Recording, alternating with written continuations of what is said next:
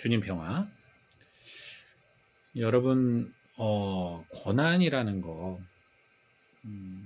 권한은 어쨌든 그 직책에 맞는 책무이기도 하고, 또 그 직책에 맞는 어떠한 다른 사람들과 구별되는 어떠한 능력, 어떠한 뭐라고 표현해야 되죠? 혜택? 뭐 이렇게 표현할 수도 있겠죠. 왜냐면은 그 권한으로 누군가에게 어떤 통제를 할 수도 있고, 지시를 할 수도 있고, 해를 끼칠 수도 있으니까요. 권한이라는 것을 이용하면. 그런데 어쨌든 권력에 속하는 부분이죠. 권한은. 자, 근데 저는 그런 생각이 들어요. 사제인 제가 서로 사랑하라고 하는 말과 한글도 깨우치지 못한, 학교도 다니지 못했던 어떤 어르신, 할머니, 90세 할머니가 서로 사랑하라고, 복음 말씀처럼 서로 사랑해야 됩니다 라고 얘기하는 것과 어떤 것이 더 권위가 있는 말인가요? 어떤 직책의 눈으로 바라보면 제 말이 더 권위가 있겠죠. 사제라는 직책으로 얘기를 하는 거고, 사람들이 사제라는 어떤 그 자체로 공신력을 갖고 있으니까 그냥 할머니의 평범한 할머니의 말보다는 더 그게 더 권위가 있어 보이겠죠. 그런데 하느님의 눈에서 바라볼 때는 다를 수 있다는 거죠. 저보다 훨씬 더 하느님을 사랑하고, 저보다 훨씬 더 기도를 많이 하고, 저보다 훨씬 더 겸손하고 낮은 자세에 있는 할머니께서 그 말씀을 하셨다면 그것이야말로 진짜 권위 있는 말이고 위대한 가르침이 되는 거예요. 우리는 그 예를 쉽게 성경에서 발견하죠. 가난한 과부의 헌금.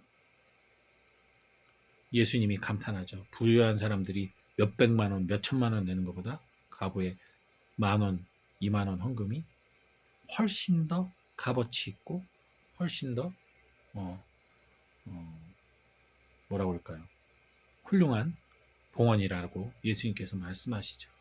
즉 하느님이 바라보시는 우리의 가치는, 또 우리의 권한은 우리들이 생각하는 권한과는 전혀 다릅니다.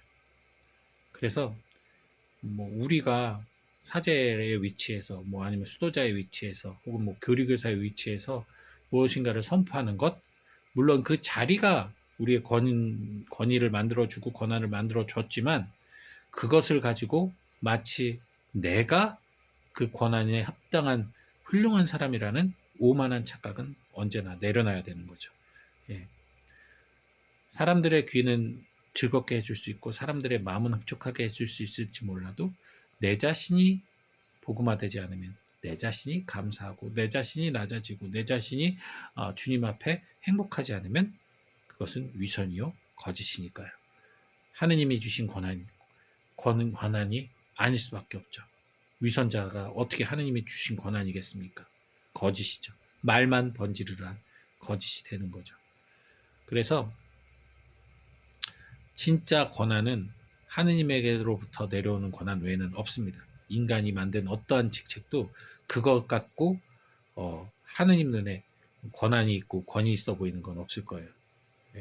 그게 주교가 됐든 교황이 됐든 무엇이 됐든 장상이 됐든 그 권한은 하느님이 주실 때나 있는 권한이지, 교황인데 악해, 교황인데 권위만 있어, 교황인데 자비가 없어, 그런 교황보단 일반 평신도인데 겸손하고 하느님 사랑하고 이웃을 사랑하는 사람이 훨씬 더 권위가 있는 사람이고 권한을 갖고 있는 사람이에요. 하느님 나라에 들어갈 수 있는 그 권한을 갖고 있는 사람이 되는 거예요. 그러니 어떤 직책에 함몰되지 마시고 어떤 위치에 함몰되지 마십시오. 저는 제가 가장 좀 듣기 거북해하는 것이 그겁니다. 신부님인데, 수도자인데 이렇게 살아야 되지 않습니까? 그 직책에 맞게 살라고 하는 거죠. 아니요. 나는 그리스도인으로서 그리스도인답게 사는 게 가장 중요하다고 생각합니다. 그리스도인답게 살면서 그 삶 안에서 나의 살아가는 모습에 어울리는 직책을 찾고 직무를 찾고 그 직무를 충실히 살아가는 것, 그게 맞는 거죠.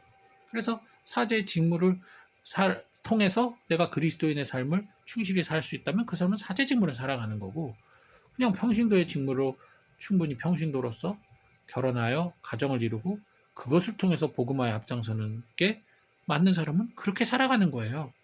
즉 그리스도인으로서 그리스도인다운 삶을 살아가는 그것이 핵심이지, 그리스도인의 권한을 세워야지 어떤 직무의 권한을 세워서 거기서 높낮이가 결정되고 거기서 무슨 더 거룩하고 덜 거룩함이 판가름된다면 이것이야말로 하늘에서 온 것이 아닌 사람에게서 온 권한이 되는 거죠. 그럴 때 오늘 이 유대인들의 질문 같은 어리석은 말이 나오는 거예요. 니값게 뭔데 무슨 권한으로 하느님을 들먹여? 라는 말을 하는 거죠. 내가 볼 때 너는 그럴 자격이 없는데 라고, 내가 사람을 판단하고 내가 사람을 평가하고 사람을 단죄하는 가장 큰 죄, 교만의 죄를 저지르게 되는 거죠. 그렇기 때문에 여러분, 우리는 더욱더 낮아져야 되는 겁니다. 나의 직무 직책 이거를 따지지 말고 그저 그리스도인으로 하느님 앞에 용서받은 죄인으로서 낮아지는 것. 그럴 때 우리에게 권위와 권한을 하느님께서 부여하시는 거예요. 사람이 나를 능멸하고 비난하고 뭔가 누명을 씌고 억울하더라도 그거하고 상관없습니다. 사람들 앞엔 형편없는 인간이 될지라도 하느님에게 가장 훌륭한 하느님의 자녀가 된다면 그것이야말로 위대한 권한을 가진 사람의 모습이 아닐까요? 실제로 예수 그리스도가 그랬죠. 그 시대에 사형수가 됐어요. 그 시대에 누명을 썼어요. 그 시대에 죄인이었어요. 범법자였고 사회 혼란자였고, 하지만 그것은 사람이 준 권한의 범위였지 하느님이 주신 게 아니죠. 하느님의 사랑 안에서 예수님은 바로 성자 그리스도 제2위격인 하느님의 권위와 권한을 가지고 계셨잖아요. 인류의 모든 죄를 짊어지고 그 죄를 없앨 수 있는 권한을 가지셨잖아요. 그 누구도 할 수 없는, 인간은 할 수 없는.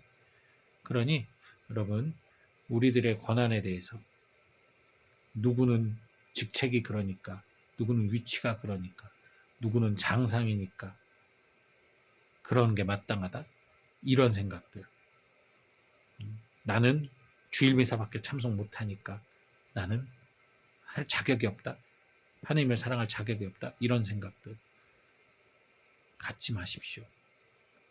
하나님이 가장 사랑하는 여러분이 회개하는 순간, 그 순간마다 여러분들은 하나님에게 구원받을 수 있는, 하나님을 아버지라 부를 수 있는 권한을 되찾는 것이라는 거 잊지 마시고 오늘도 회개의 삶을 기쁘게 살아가시기 바랍니다.